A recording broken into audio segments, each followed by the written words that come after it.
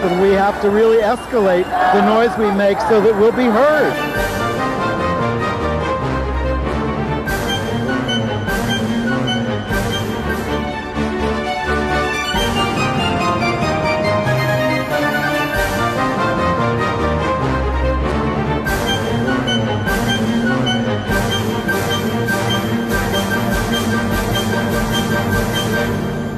Welcome to Gay USA on the 48th anniversary of the Stonewall Rebellion.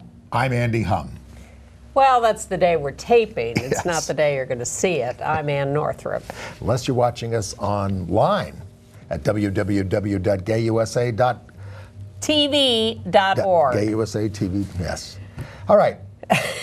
Okay. Let's focus on the news because we have lots of court decisions to talk about. Yes. Starting with the fact that the U.S. Supreme Court did uphold the right of married gay parents, but the three dissents do not bode well for the future.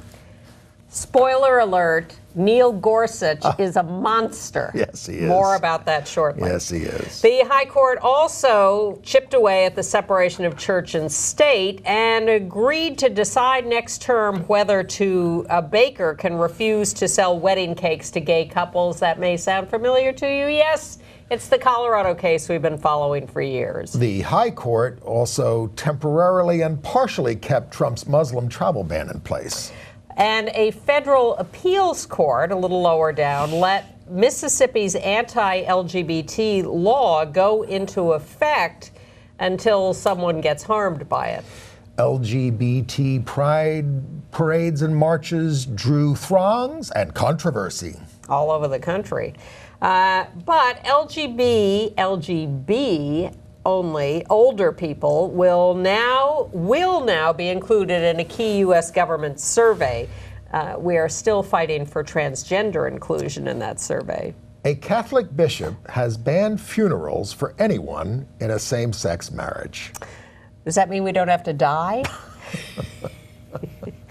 Germany may, even as you're watching this, have already opened marriage to same-sex couples. It's on the agenda for Friday. Yeah. While the Republican repeal of the Affordable Care Act was stalled in the Congress this week, the Democratic leader of the California Assembly scuttled a single-payer health care bill.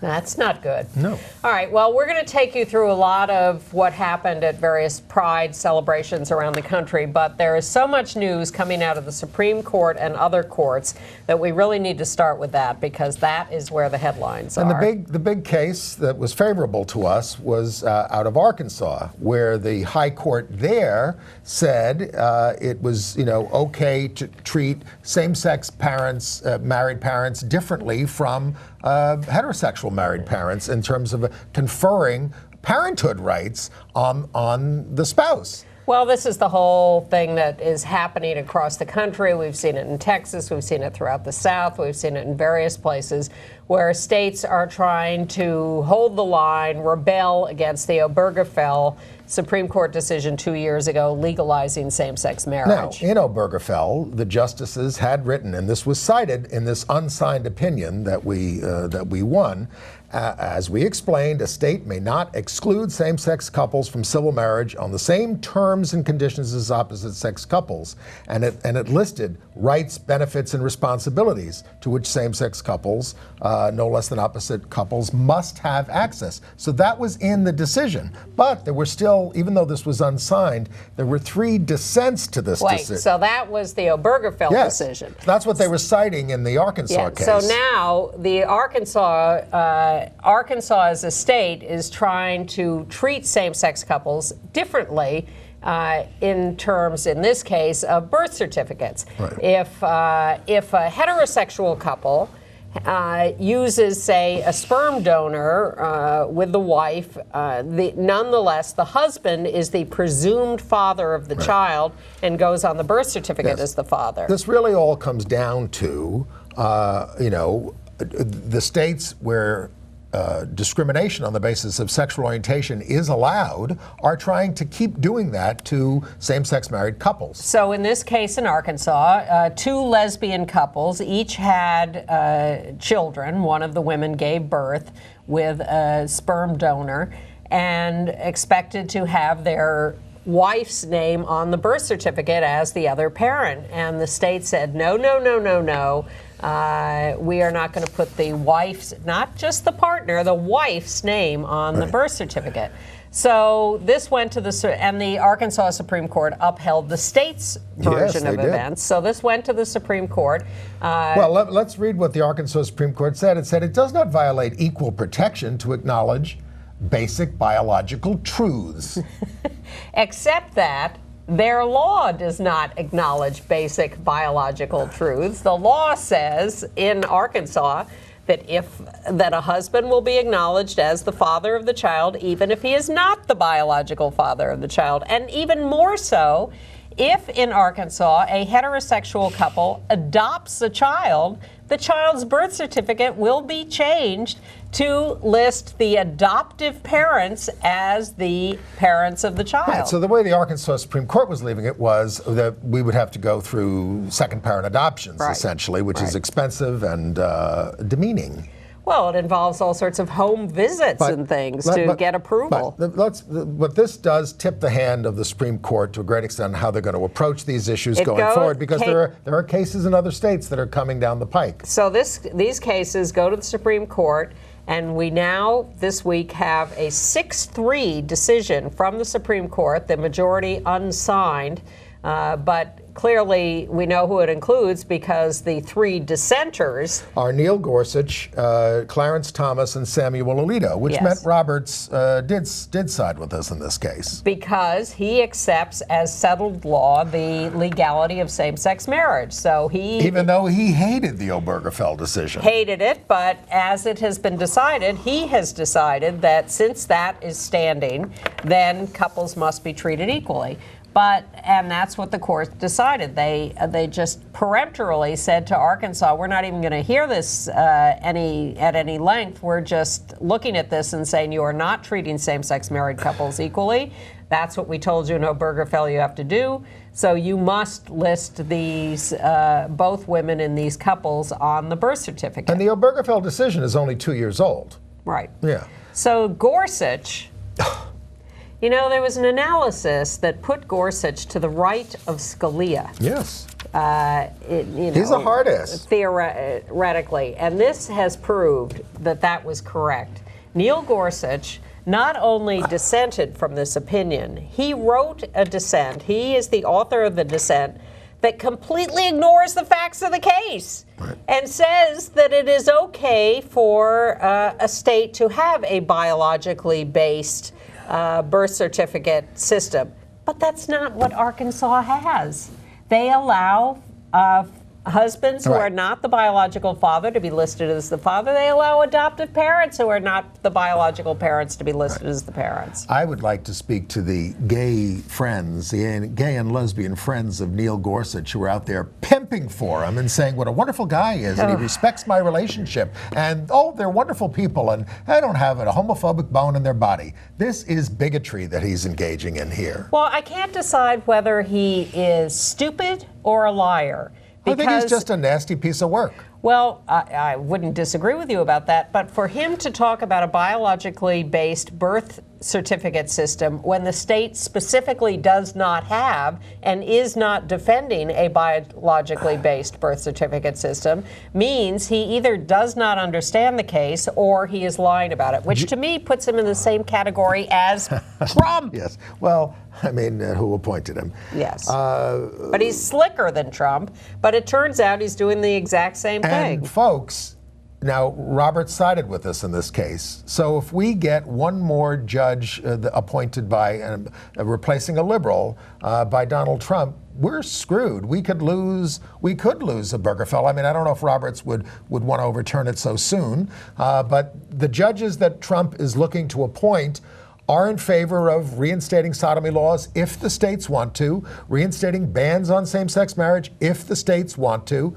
And that's a good reason right now. If you live in a state that has a constitutional amendment or a law against same-sex marriage, get rid of it. You should get. I mean, they did in Nevada, but I haven't heard it happen in Nevada. But I haven't heard it happen anyplace else. We have to work on these things. Because we're not going to have the protection of the court anymore. Even if we got a Democratic president and we got a Democratic Congress and all the state legislatures, if we have a court that is hostile to us, they'll overturn these laws. Well, we have to try to prevent that kind of court by taking the Senate next year, which is an almost impossible idea since the 33 senators who are up for re-election, 25 are Democrats and 8 are Republicans. We would have to win all the Democratic seats and pick up a couple of Republicans. When people got upset enough at Clinton after 2 years, they elected 54 more Republican members of Congress. That was the Gingrich sweep. I'm talking about the Senate.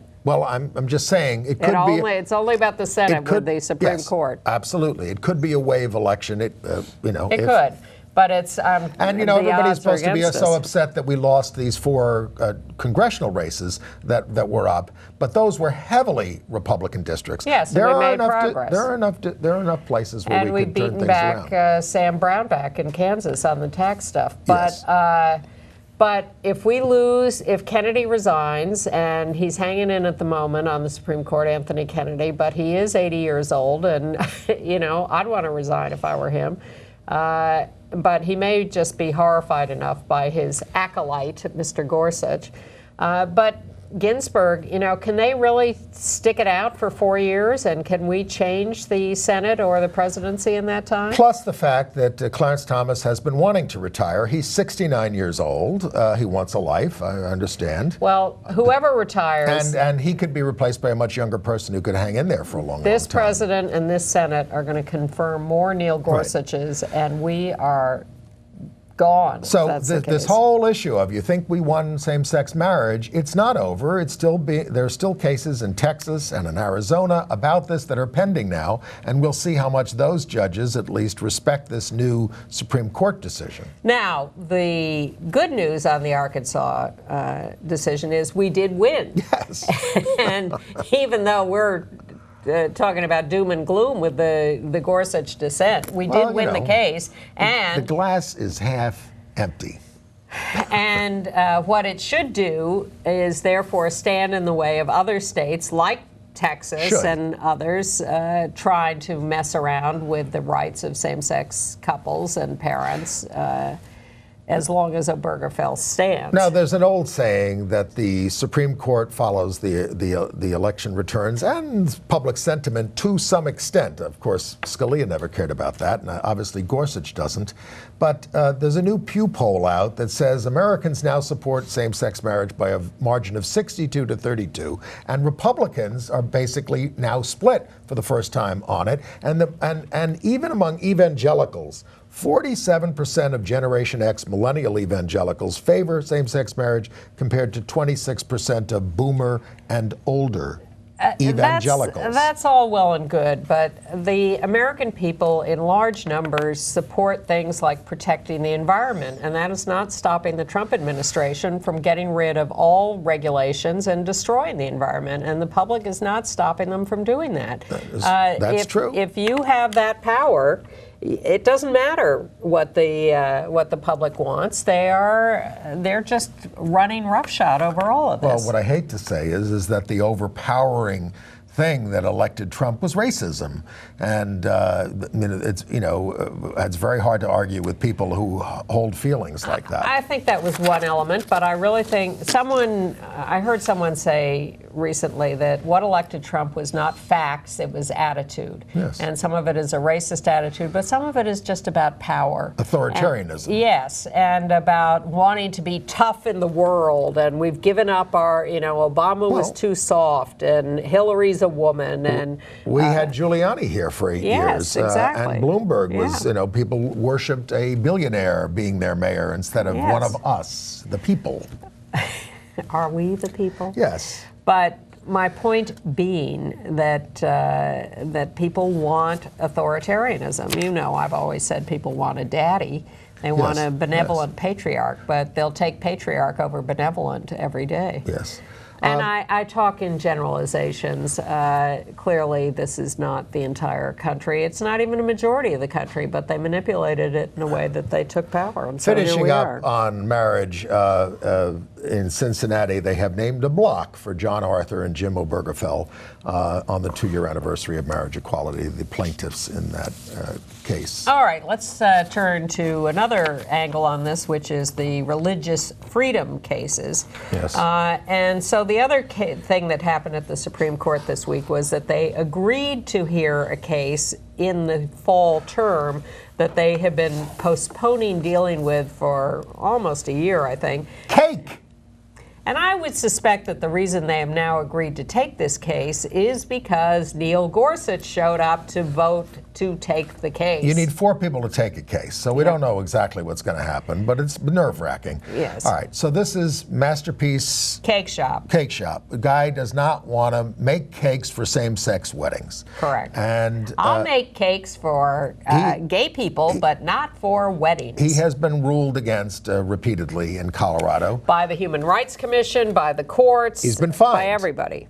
Because Colorado, and this is a key point, has a state law that forbids discrimination by public accommodations, meaning businesses, on the basis of sexual orientation, and I think gender identity, but at least sexual orientation. Yes. So every time this came up to the Human Rights Commission, to the courts in Colorado, they ruled you are violating the non-discrimination provision of the law, and therefore you cannot get out of making this wedding cake. For a lot of people, you know, this is a gray area. This case is not a gray area for me. If you bake wedding cakes, you know, you should sell them to whoever wants them. Sylvia Weinstock, the legendary, famous wedding cake maker in New York City, had a letter to the New York Times today saying, how dare he not make wedding cakes for same-sex couples? Well, and she's sympathetic to gay people, but you don't need to be sympathetic to gay people. You've got a cake,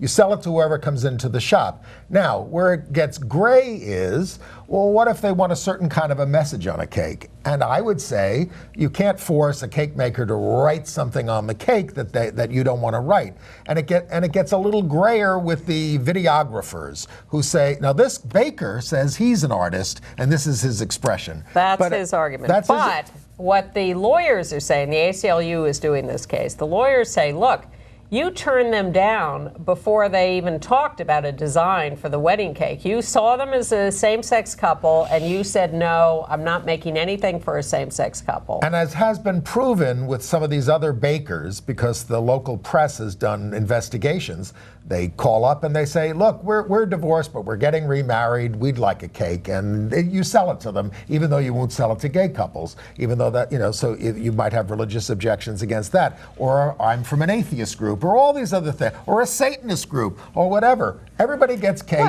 except us. I don't think you can. No. They tested these people. I understand, and they asked but for these I cakes. think you cannot require people to be consistent or define their religious feelings. I think the justices, when they hear this case, have to, as this case is heard, you have to distinguish between, is it just prejudice or is it sincere religious belief? And if the person is not applying their religious beliefs in any other aspect of their business, just this one belief. And I would argue that a business doing business with the public does not get to use any of its religious beliefs. So I don't need a hierarchy of their religious beliefs. Exactly. They can have a religious belief that only discriminates against gay people, but they still are not allowed to bring that into the business atmosphere. Now, what the Alliance Defending Freedom is arguing is that the federal religious freedom protections, which have been expanded by the Supreme Court in recent years, the Hobby Lobby case being one of them about contraception and businesses not having to pay for it, is that religious freedom law trumps the state non-discrimination law. And that's what the court is going to have to sort out. But you will be opening up such a Pandora's box in terms of how people are going to be able to behave in business, because they can say, My religious belief says, you know, I don't deal with single women. I don't deal with black people because of my religion. I don't deal with interracial couples. It's my religion. Yes. I mean, you know. Yes. So you've got to put a stop to this. There are religious exemptions to human rights laws, and it's things like Catholics don't have to ordain women as priests if it's core to the religion. People can have religious expression, like a Sikh wearing a turban as a police officer when... With a little sword inside. Okay. Yes. But it does open up all sorts of things if you allow that kind of discrimination in public businesses. And it also is phenomenally hypocritical because the right wing wants their theocracy of Christian beliefs, but the first thing they'll scream about is Muslims and Sharia law. Yes. And they want to be able to ban Muslims. Because it's a Christian country. Isn't it? No. No, it isn't. They want to be able to discriminate against religion in things like the travel ban, but want to be able to assert their religion in the public square when they want to. Well, they did catch a break in Missouri this week because the Supreme Court also ruled that when a locality in Missouri would not give a grant to a religious group that wanted to fix up its playground under the Fix Up the Playgrounds grant process, that the court ruled 7-2 that they were discriminating on the basis of religion. They made a special point of saying, well, you know, this doesn't mean they can use it for religious purposes. Well, yeah, except that now they have other money that they can use to discriminate, you know, to go after gay people or whatever. And people are not going to settle for that. They did explicitly say in the decision this doesn't apply to religious practice. It only applies to a playground. But I think the dissent by Sotomayor and Ginsburg said, don't kid yourselves, this is religious practice, and you're opening up a Pandora's box here. A year or two ago, I wrote extensively about the fact that religious groups in New York wanted, you know, we would like the city to pay for all of our security personnel in the religious schools. And 48 out of the 51 council members voted for that. And the mayor was in favor of it. This is liberal New York City, like Missouri, New York has a constitutional amendment that says you cannot give this kind of support to religious schools. However, when the civil liberties groups, they criticized the law, but they backed down and they didn't sue over it because they think they're going to lose. Because what the religious institutions do is say, well, everybody needs security. Yeah, everybody needs police protection, but you know, it's not up to us to hire your personnel. Right. Well, all right, then we go to Mississippi. This is not a Supreme Court deal yet. This is the Fifth Circuit Court of Appeals, which controls Mississippi. Now, Mississippi, at least a year ago, maybe longer, passed a religious freedom law that was incredibly broad and specific. It said you may discriminate against LGBT people if your religion tells you that you can discriminate against same-sex married couples or unmarried women who have children, or and they enumerated these things. Here are the ways you can discriminate. And the courts took a look at this and said, "Whoa!" Well, the court, it was U.S. District Judge Carlton Reeves, who was a terrific judge and wrote a terrific opinion, and said this is ridiculous. This is absolutely unconstitutional, and issued an injunction against enforcement of this law. So then we've been waiting for this to go through the courts. So meanwhile, the right wing goes to the Court of Appeals, the 5th District, and says, you know, let us free my people. And the 5th Circuit Court of Appeals says, well, the people who are complaining about this law haven't actually been harmed by it yet, since it hasn't gone into effect. That's not true. One of the groups said, the LGBT groups, we had to put guards in front of our church after the bill passed because there was a truck with a swastika parked across the street. And just this week, the Christian Knights of the KKK distributed flyers. I think it's ridiculous. They are under assault. They the court lifted the injunction on the grounds that the plaintiffs had no standing to challenge the law because they had not been directly harmed yet. So, we wait till someone's dead and then we decide whether the law is constitutional. So it's very dicey in Mississippi under this law, and we're back in court appealing the lifting of the injunction because this is insane. We're asking for a hearing en banc before all of the, an 11-member panel or something like that. Because we're scared to go directly to the Supreme Court right now. Well, but Right now, there's, we have a. We don't know what the religious freedom stuff is going to be. They just took the Colorado bakery case. Yes. Our friend Professor Arthur Leonard, was saying he was hoping that it would get to the Supreme Court before Kennedy leaves. Yes. So that we could get a. Well, Kennedy's been on our side on all these cases. He doesn't want to spoil he's batting 1,000 on gay cases since 1996. Yes, but he's not good on a lot of other things. As we have pointed out, any decision we get today can be overturned tomorrow. Yes. And a few what other... What do you mean? The President of the United States said it's settled. What does he know? Nothing. Nothing. A couple of other By the way, states are now chiming in and saying you can't travel. Our people from our state who will work for the government can't travel to these states. No non-essential state employee travel from California to Mississippi. A couple of other footnotes. In Arizona, the Court of Appeals says that the law on presumed paternity is correctly written to apply only to men. So this is the case of birth certificates again. That's not good. And then, of course, the Supreme Court partially overturned the hold on the travel ban, Muslim travel ban. Not heavily, but to some extent. That's a mess too. It's a complete mess, and it affects a lot of LGBTQ individuals. And it's also rank hypocrisy because the whole point when it was signed as an executive order was this is an emergency. Yeah. We have to deal with this right away. Well, now 6 months later, we're still. Well, I don't understand that because they said we want to do a 90-day review. Yeah. Well, we're past the 90 days. Were they reviewing their procedures? No, because it was all bull in the first place. They were very busy signing their names and, fighting off James Comey. And getting money from the Russians. In Florida, there's another case of a trans teenager suing for bathroom rights at school. Drew Adams, 16 years old, a young trans man, is now being represented by Lambda Legal. He will be in high school in Ponte Vedra, Florida, and is suing for the right to use the men's room. Are we done with all these legal cases? Well, no, but for the purposes of this show, we are for the moment. Yes. Now, in the military, Ash Carter was the Secretary of Defense and was lifting the ban on transgender folks serving in the military.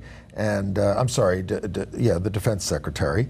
And now the heads of the military units are saying we want more time, and they wanted a lot of time, but they're being given 6 months to figure this out so that it can Maybe happen. We don't know that for sure, but the defense. It was supposed to happen on July 1st. The people, there are trans people serving in the military, and they are serving openly, legally, and being taken care of. But the question is about new recruits and the Defense Department issuing guidelines for taking in new trans recruits, and they were supposed to issue the guidelines July 1st. Now it looks like they may be delayed at the request of the Army and one other service. And our State Department, and this was true under Obama, now it's still true, they're again denying intersex citizen passports, even after a federal court has told it to reconsider the policy. So the Lambda is reopening the case that they took to the district court and won in an attempt to get this one person and a passport indicating a non-binary gender. Now we've been talking about how states are opening that up. So when someone gets a non-binary gender marker on their driver's license and then they apply for a passport, are they going to be denied by the State Department after Oregon or the District of Columbia has already given them a driver's license? Other countries are getting with the program, but not the United States. All right. By the way, Attorney General Jeff Sessions endorsed the Employee Pride event with Gavin Grimm and says he's having DOJ look into trans murders and may actually try to solve one of those cases. He's against murder? That's good to hear. And HHS is restoring LGB seniors to a data survey after having cut out those questions. Not transgender seniors, though. And other government surveys are continuing to exclude LGBT people. Well, this was one of those cases where we were making progress. We hadn't quite achieved it, and then the Trump people put a stop to it, and now they're partially allowing it. Just to finish up with the federal government before we get to all the Pride stuff, in the U.S. House of Representatives, a bipartisan, unanimous House of Representatives passed a resolution condemning the detention, torture, and murder of gay men in Chechnya. I told you, they're against murder. Well, we've got something. We can get them on something. In the Senate, Senator Ben Cardin, Democrat of Maryland, and 18 other senators have introduced the Lavender Offense Victim Exoneration Act to expunge the records of more than 1,000 gay people fired by the State Department after January 1st, 1950 by Joe McCarthy, at the behest of Joe McCarthy and Roy Cohn. And to report on current issues for Foreign Service members and memorialize the history. But you were telling me that the New York Police Department doesn't want to apologize for the Stonewall raid. Well, we'll get to that in our Pride coverage we're get right to that? now, yes. All right. Well, what shall we let's start off with a picture of Ann Northrop towards the front of the march. Can we bring that up? Well, this was waiting to start the march. Do you recognize that pose? It's the pose that the gay teacher, the gay teacher who was Teacher of the Year did in Rhode Island. When he was standing next to Trump and Melania in the Oval Office. Well, someone handed me this fan that says resist. I see the T part is not quite open. Well, just like in the survey for but I couldn't, someone hands you a fan, you got to imitate the teacher's pose. So, Ann, you did play a key role this year because we had a huge Pride celebration in New York. We got that picture of New York's big, huge parade. Yeah. That's part of the parade down Fifth Avenue. I thought that the resistance groups were supposed to be up front right after the Stonewall veterans. No. And the sirens who were the bike riders. But look, there's Mayor de Blasio in the front. I am sick of politicians taking over the front of our march. We don't need them for validation. They're there to support us. Let them march in the middle of the march with a lot of other groups and things like that. We're grateful that you want to support us, but you don't belong in the front. Our community groups belong in the front. So these resistance groups were towards the front, but it still took us 3 hours to get down the street. I think we were an hour behind the front of the parade. Show the picture of the there we are. So there's Where was that crosswalk? 34th Street. I didn't see it. Or 36th at the beginning. What was the official beginning of the march? So dozens of community groups gathered together behind this We Resist banner, rainbow banner, to indicate our anger at the Trump administration. You see Ken Kidd, who got the Heritage of Pride folks to allow this group. That was a big fight. Why was it a big fight, Heritage of Pride? Right. But he's carrying the Trump placard there. All the placards identify. Because Los Angeles declared itself a resistance march. The entire march was a resistance march. Although the San Francisco thing turned out to be more of a party, or what was that what we were reading? I don't know. So this is a protest within the protest. So these are people, we have been telling you about D.C., Columbus, Ohio, other cities where people were staging protests within the marches to say, No Justice, No Pride, to protest the court decisions exonerating police officers who've killed black men without repercussions, to protest the corporate presence in these marches. So about a dozen of them got arrested in front of the Stonewall Inn. That's what that picture was. I ain't running the Pride Parade. I used to be on the Christopher Street Liberation Day Committee when I was a kid, and we used to run it from the grassroots, and we certainly didn't have corporate sponsors. And I think they hurt, I think a lot of them hurt the parade or the march.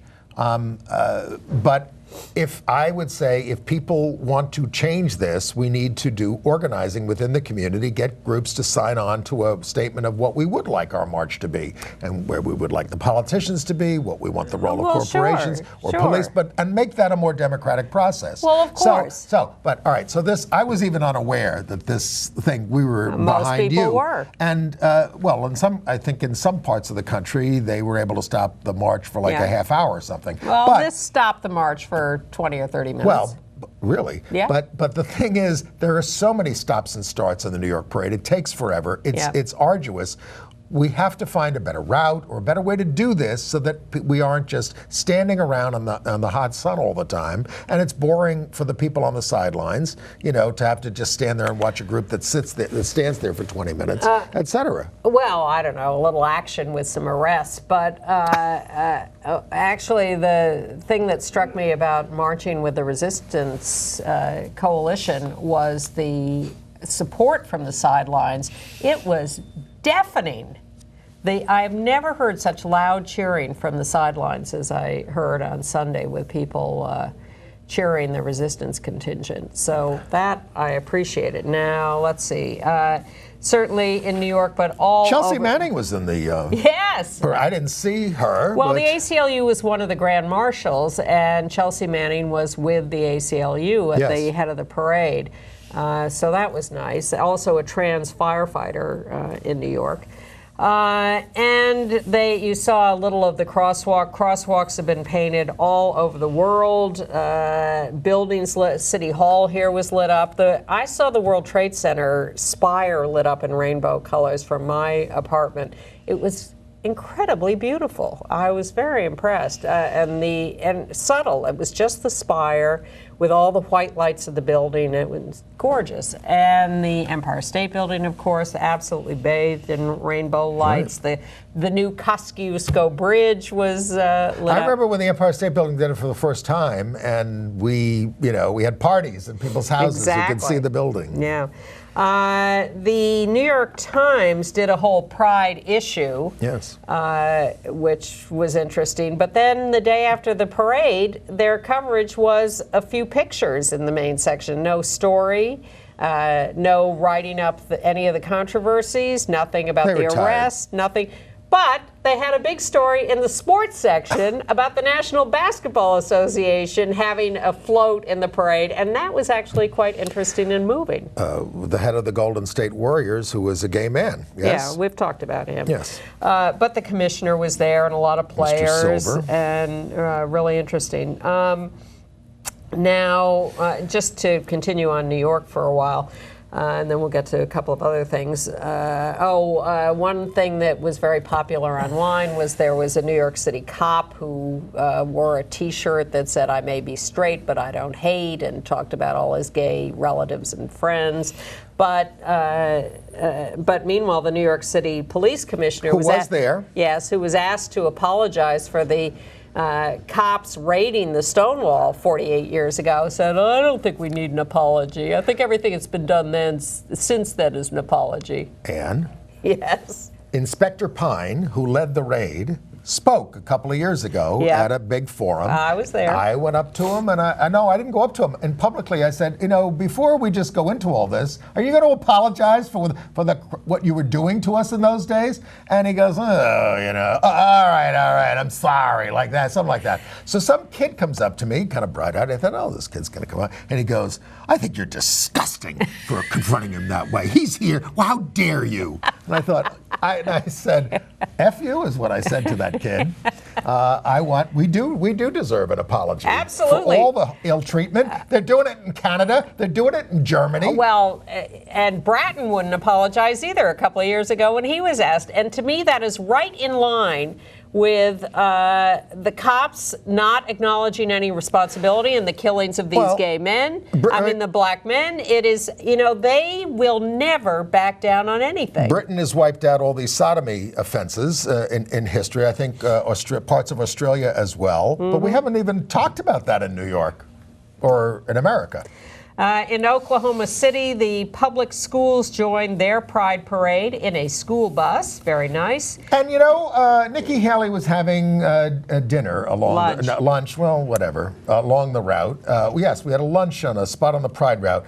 As we left, we were booed by the patrons saying hateful things as we walked out the door. There's her whole crew down in the village. My young son, husband, and friends were with us. Disrespect and hate will never accomplish anything other than getting elected president. Yeah, tell Our your country boss. is better than that. What did this accomplish? Hashtag.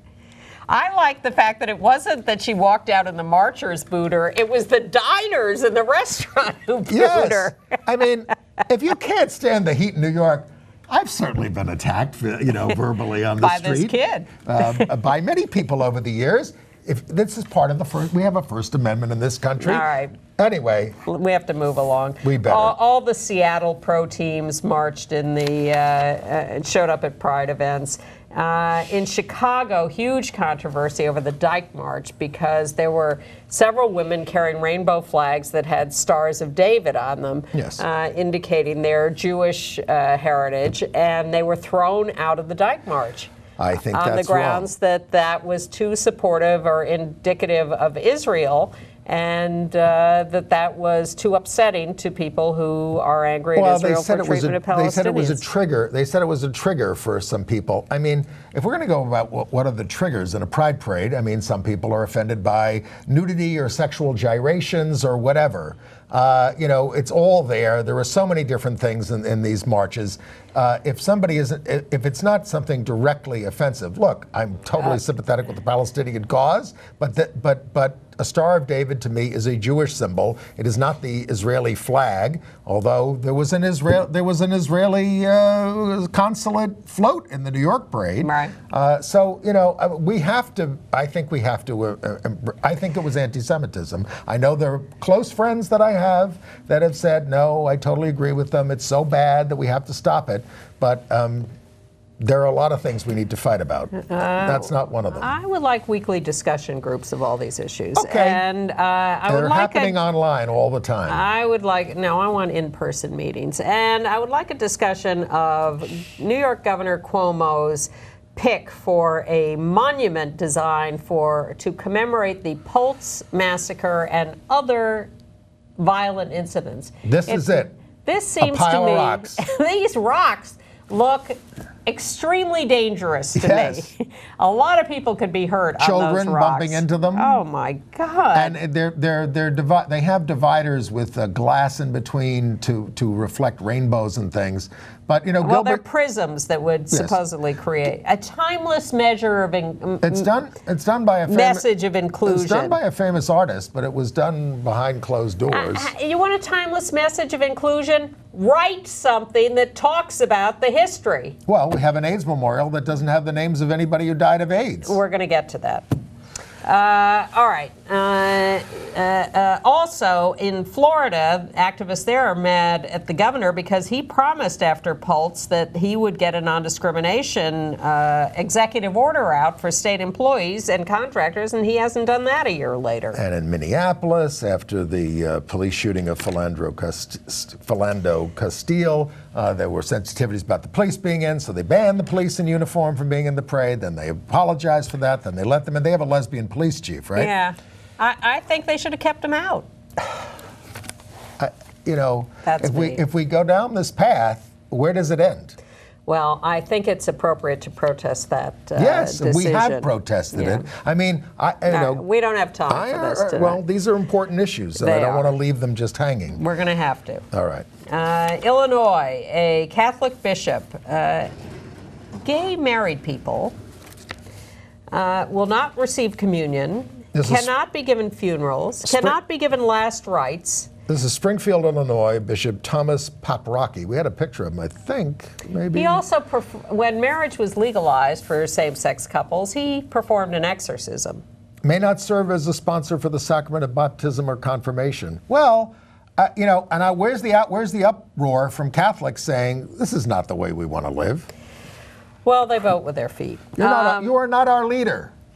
In the Williams Institute, new statistics, 547,000 married couples in the United States, 157,000 of them since the Obergefell decision. A couple of bad incidents of violence. A young trans woman, 17 years old, shot dead in Athens, Georgia. And in Taylorsville, Utah, one lesbian killed her ex-girlfriend and killed herself. This was a horrible, horrible incident. Previous domestic violence calls, no restraining order. All right, international news. Yeah. Well, by the time you see this, maybe Germany will have same-sex marriage, maybe it won't. It all started when Angela Merkel said we should have a conscience vote, but she wasn't planning on it happening before the election in September, and now the other parties are saying we want it Friday. Well, the left-wing groups that are part of her coalition said we're not going to support you unless you do a marriage vote, and now the right-wing members of her coalition are upset, so and the far right, which is headed by an out lesbian, says I'm not for same-sex marriage anyway. In Northern Ireland, they're going to have a big march for marriage equality on Saturday because that's the one part of the UK that doesn't have it yet. In Turkey, they were banned from marching for the third year. They marched anyway, and police arrested 44 at the Istanbul We have a couple of pictures of this. Parade. This is the cops arresting Pride marchers in Istanbul. And the next picture will show you people running from the tear gas and rubber bullets. They used to have hundreds of thousands of people peacefully at Pride marches in Istanbul, but with the Erdogan administration, it has been banned now for 3 years, and they're practicing violence on people. It's a sop to the religious right, as we are doing a lot in this country. But in Canada, take a look at Pierre Trudeau with this kid. It's a beautiful picture that our director Rich brought to our attention. That's him at a Pride celebration, wearing rainbow socks, with a little girl dressed as Wonder Woman. And in Iraq, the U.S. consul in Erbil, Kurdistan region, raised a rainbow flag on the consulate there. A member of the Iraqi parliament said, "This is shameful. If they had done it in my province, I would have burned down the consulate." Did we know about the International World Pride International Human Rights Conference taking place in Spain? Yes. Well, the former Prime Minister of Spain, Zapatero, spoke there, and it's a big, big deal. In Masha Gessen, our old friend, the Russian lesbian activist and writer, has a fantastic piece in the current New Yorker about the situation in Chechnya and the murder of gay men there. So take a look at the current issue of the New Yorker for that. I want to go back to Spain for a second, because in Murcia, M-U-R-C-I-A, Spain, neo-Nazis assaulted people taking part in the Pride Parade there. Well, they held the first Pride Parade in Beersheba, Israel. 3,500 people showed up, but 2 men were arrested, one of them with a knife, threatening to attack the parade. And in El Salvador, Central America, they're putting rainbow crosswalks in the capital, San Salvador. In Tanzania, they're threatening to arrest and expel LGBTQ advocates.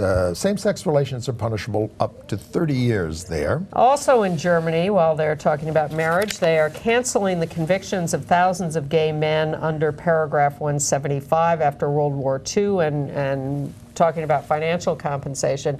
One of the most horrifying stories of World War II is that as they were liberating those concentration camps, they took the gay men who were in them and put them in prison. Yes. because they were criminals. Exactly. In Italy, the first female gondolier in Venice has now come out as a trans man. Have other women become gondoliers since then? I have no idea. All right. In Taiwan, they're beginning to liberalize partnership laws under the court's order that they get around to marriage or equality. In the United Kingdom at Exeter, boys were told, it's very hot over there, they're having a heat wave, and they were told you can't wear shorts, so look at them, they all put on skirts. Yay. I think that's bold and great. They're actually, we did a story like this last year with a similar protest, but look, they're so young and they're so smart.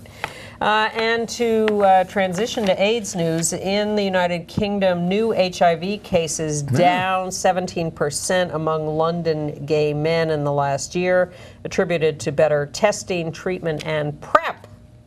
Yes. Oh, I remember what Bloomberg said he got the AIDS rates down so much, all these things down, but he was pushing poor people out of the city. Was one of the ways he was accomplishing these things. Well, speaking of poor people, I did go to a Pride Week event at the New York City AIDS Memorial, which our friend Bill Dobbs calls the AIDS Memorial bus stop because of the design.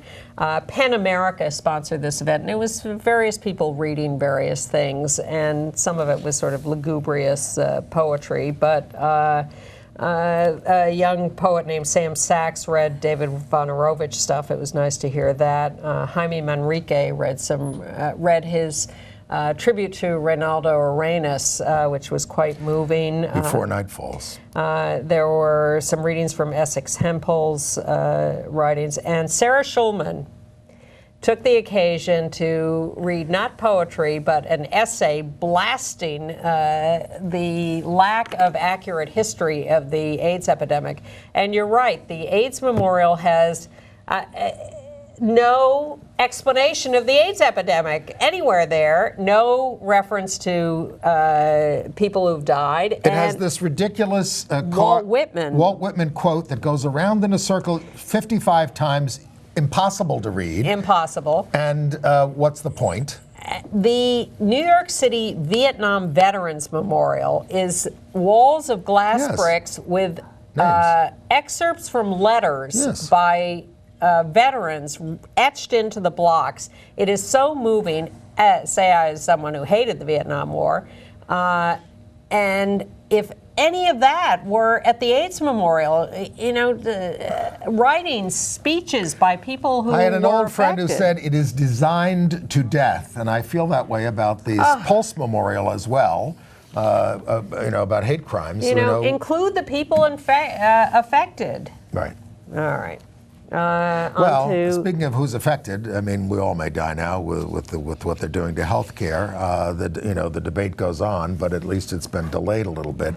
But the president did issue a statement for National HIV Testing Day on Tuesday, encouraged us for good reasons to get tested. But he crudely referred to HIV carriers. Oh, my God. He also did not take note of the massive talk about victims, too? But he did not take note of the massive cuts in HIV prevention and care that he believes will make America great again. And Africa, too, where he's cutting out millions of dollars so that 1 million people will die. Well, that's the estimate. It's insane. And then, California has always been my hope. It's one of the most progressive state legislatures in the world. And a single-payer bill came up, and the Speaker of the Assembly stopped the bill because he's in the pocket of the pharmaceutical and the health insurance industry. Awful. I'm going to name his name, Anthony Rendon. Are we going to pass a bill in New York for that? No, because, in New York, it's passed in the Assembly, run by the Democrats, and the Senate is run by the Republicans, even though they're in the minority. I've explained it many times before. It's outrageous, and the governor bears responsibility for that. Other AIDS news? Martin Shkreli's on trial, and let's go to entertainment news. All right. You saw a play. I saw Afterglow, and it's not just a new play, but it's a first play by a guy named S. Asher Gelman. And it's not just nude, it's nude. It's about a married gay couple who take somebody who have a trick with somebody else, and then one of the guys gets sort of involved with him. And it's about dealing with an open relationship. So it's got, those are real issues. These are real issues. I thought it was 2 hours and 10 minutes. Asher, I'd recommend you kind of make it about an hour and a half, and you get a good play. Well, we saw a good play a couple of weeks ago that it was just a one-night-only performance, but now it's going to be done again at Dixon Place by our friend, there was a little log rolling in our time, Eileen Samuth, who used to be an opera singer and now is an executive at a seminary and has had quite a wild career. And it's about dealing with weight. And coming out to her parents, that's pretty amusing, and family issues and love affairs and everything, and it's called Bandwidth, and we have a little clip from the previous performance. I wish it had gone better, but at least now I was out to my parents. My singing career, well, that was another story. I hid in the closet. Had a couple of short-term relationships with other closeted lesbian opera singers. And then I branched out and dated some women I met in lesbian bars. But it always felt so risky. There were no out lesbian opera singers at the time, and I was not going to be the first. If you think being a fat Carmen is hard, try being a lesbian one. It soon became clear that there was a choice to be made. Either be a successful but closeted opera singer, or a happily out lesbian. I chose lesbian.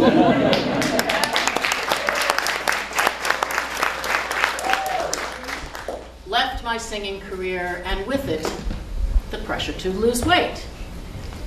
Now I was free to focus on finding a girlfriend. Go to dixonplace.org if you'd like to learn more about that show. It's in the Lower East Side. And that next one night-only performance is July 11th at Dixon Place as part of their LGBT Hot Festival. Check out the whole Hot Festival at that Dixon Place website. Did you see that Ryan Murphy wants to bring the boys in the band back to Broadway? Not only did I see it, I wrote it down. They're talking about trying to get Jim Parsons to play Emery and Neil Patrick Harris to play Michael. It's the 50th anniversary. It's older than Stonewall. I saw it in a road company in Boston when it was first produced. I thought it was so depressing. It had its light moments, though. Yes, but I mean, it's pretty negative. Very reflective of Mark Crowley's friends, apparently, and he's still alive. He's still with us, the playwright. Okay, well, good for him, but it's a little grim. Yes, I mean, do they need to do this on Broadway? I mean... Look, I like Ryan Murphy. I like his productions. I'd like to think he would bring something new to it that would make it worth seeing, but it wouldn't be my first choice of something to revive. They're always reviving things on Broadway. They don't do very much new stuff. But there is a new movie by the composers of La La Land. It's called The Greatest Showman with Hugh Jackman as P.T. Barnum, and it's coming out at holiday time.